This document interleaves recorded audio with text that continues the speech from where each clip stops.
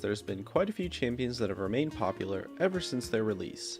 As we count down the list, we'll be measuring these champions by the popularity of them throughout the years in solo queue, but also taking into account the popularity of them in competitive play.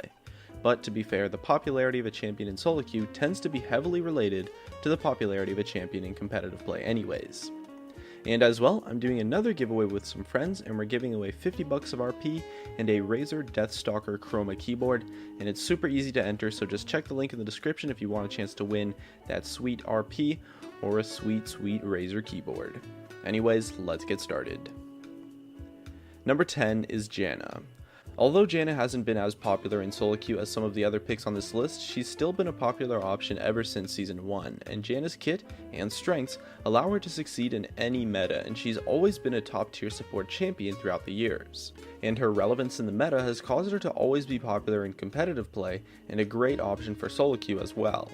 And so she's remained quite a popular pick, and she gets a lot of points for consistently being played as a fairly popular option throughout 5 years of League of Legends, and that consistency is what puts Janna on this list. Number 9 is Ezreal.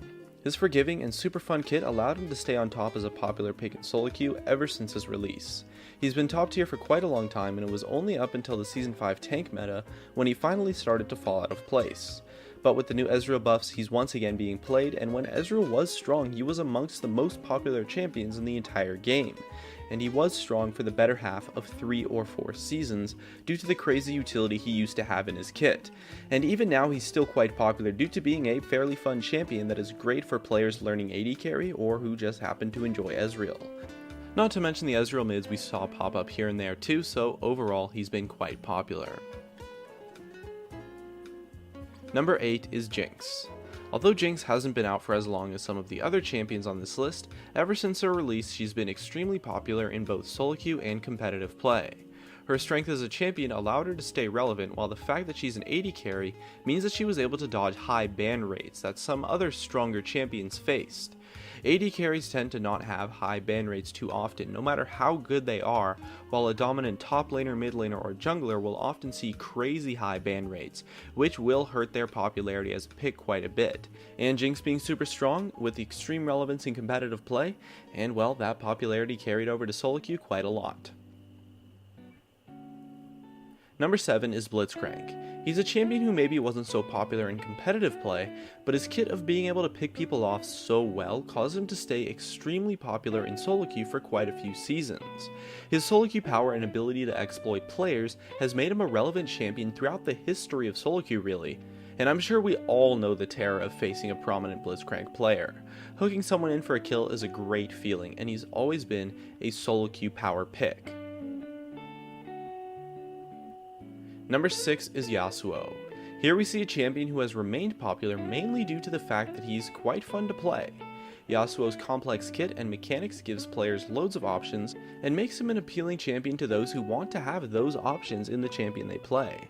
In addition, his reasonable power in the meta helps him quite a bit in terms of popularity, and although he's not as popular as he used to be one of the most popular champions in the entire game for quite some time, and has still remained one of the most played champions to this day. Number 5 is Thresh. Thresh on release revolutionized the support role for a surprisingly large amount of the player base. Before Thresh, the support role was seen as an extremely bland option for most players, and you were just a ward bot with the sole purpose of just helping your team.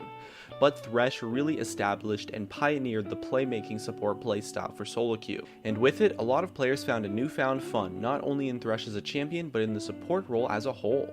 And with that, he's brought a lot of popularity to himself, and since he's been a top tier support ever since his release, that popularity remained consistent, and Thresh has been one of, if not the most played support champions for quite a long time.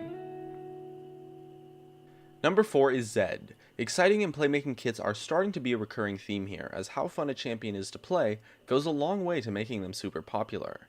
That, among with his power of being an assassin, caused Zed to be quite the popular choice ever since his release. Assassins tend to be quite popular champions since they're fast, they're fun, and they snowball like crazy to where if you get fed you just end up feeling like a god. so anytime an assassin is strong in the meta, they tend to be quite popular to play. And Zed was the main champion to pioneer the assassin meta entirely based on his strength as a champion and popularity in competitive play that carried over to solo queue quite well, and he still remains fairly popular even as the assassin meta has faded away. Number 3 is Caitlyn. By being a super easy to play AD carry but still having the relevance she needed in the meta, Caitlyn has remained a consistently popular option ever since Season 1. Although when she was played in the meta, she wasn't as crazy popular as some of the other picks on this list, her consistency of being played throughout the years has been quite fantastic, and she still had her moments of popping in and out of being a top tier AD carry pick here and there. By being a somewhat easy to play AD carry that has been consistently strong enough, she's been the go-to option for almost all players looking to tackle the mountain of mechanics that is the AD carry role, and she often ends up being the champion those players tend to stick with. And so by being like a gateway AD carry, she's been consistently popular ever since her release. Number 2 is Vayne. She currently sits at the most popular champion at the time of making this video, but the key thing is that throughout the metas where Vayne was or was not a strong pick, she's consistently been at a fairly high play rate, and has been popular in competitive play too, and has been the most played champion in the game a handful of times, every time she's powerful in the meta really. Her challenging kit but insane potential to solo carry a game creates a perfect combo that results in a champion that loads of players see as being super fun to play. Her high risk, high reward style is super exciting and is what a lot of players look for in a champion they want to play. Her competitive relevance has been quite prominent as well, and even though she's popped in and out of the meta here and there, she's always been a popular champion. And number 1 is Lee Sin. He takes the cake for being the most consistent base level of play rate, while also being the champion who held the most played champion in the game for the longest amount of time. His lows are higher than any other champion on this list, and his highs are higher as well. And his consistency for being popular is unmatched due to the fact that Lee Sin's super fun and exciting kit has caused a large amount of players to enjoy the heck out of playing Lee Sin.